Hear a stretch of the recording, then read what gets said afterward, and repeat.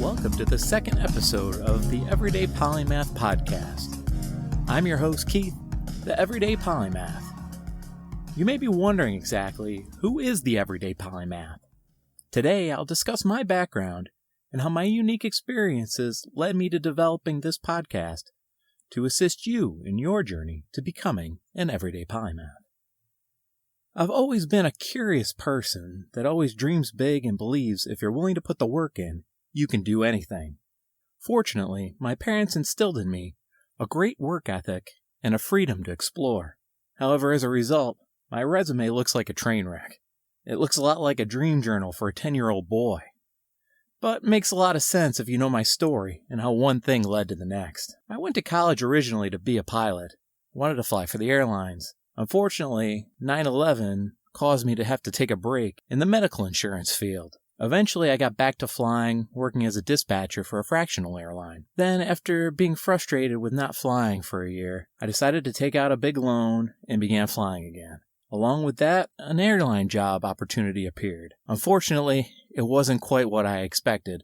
I ended up quitting the job after a few months and returning home. From there, I began to explore a flying job that I would enjoy. And that's when I was fortunate enough to begin working for the largest blimp operator in the world. I was privileged to fly the Snoopy 1, Snoopy 2 MetLife blimps, as well as the DirecTV blimp and some other small contracts for about 3.5 years. It was a lot of fun, but it was a circus lifestyle. And eventually, all that flying led me to decide that I wanted to become a farmer. Flying around, you see a lot of land, you start thinking it'd be nice to have a lot of land. Then you start thinking, what would I do with the land? Originally, I was thinking about maybe raising alpacas. They're super cute, a lot of fun. Unfortunately, I like to eat.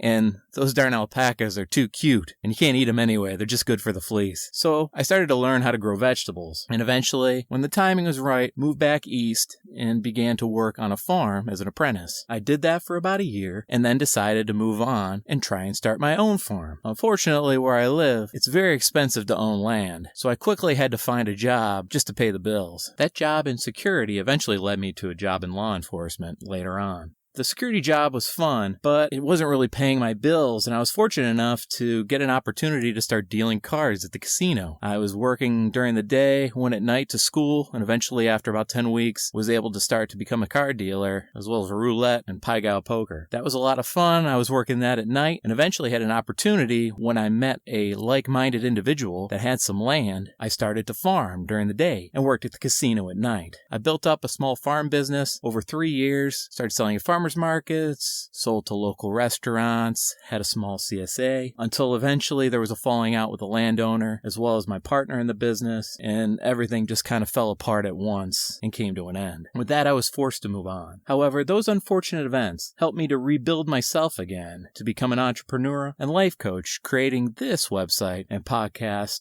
Everyday Polymath. Beyond my work, I also have various hobbies and interests that vary from everything from hockey, working out, dancing, kayaking, cooking, brewing my own beer, brewing my own kombucha, photography, music, karaoke, technology, writing. I recently became a teaching English as a foreign language teacher, and I've been learning Chinese for over a year. Along with these, I have ever-expanding interests that are continuous. I'm always exploring new opportunities and finding new things that interest me. Now that you know a little bit about me, you can see I've been fortunate to accomplish a lot of my dreams, more so than I could ever imagine, which has brought me to the point where I'd like to help others achieve their dreams and live more fulfilling lives as a polymath, which is what led me to create Everyday Polymath. By utilizing balance in the 4 areas, intellectual, physical, social, and artistic, and following some basic principles I believe anyone can become an Everyday Polymath. I'll be your guide on your journey to being an Everyday Polymath, and hopefully inspire you as I share my journey to improve and live the Everyday Polymath lifestyle. Currently, we have a website with updated articles. We just launched this podcast recently. I have videos coming soon to our YouTube channel, along with updates and additional inspiration on Facebook, Instagram, and the other social media outlets. A lot of exciting things to come. So that's a little bit about me and my background, as well as my inspiration to start Everyday Polymath.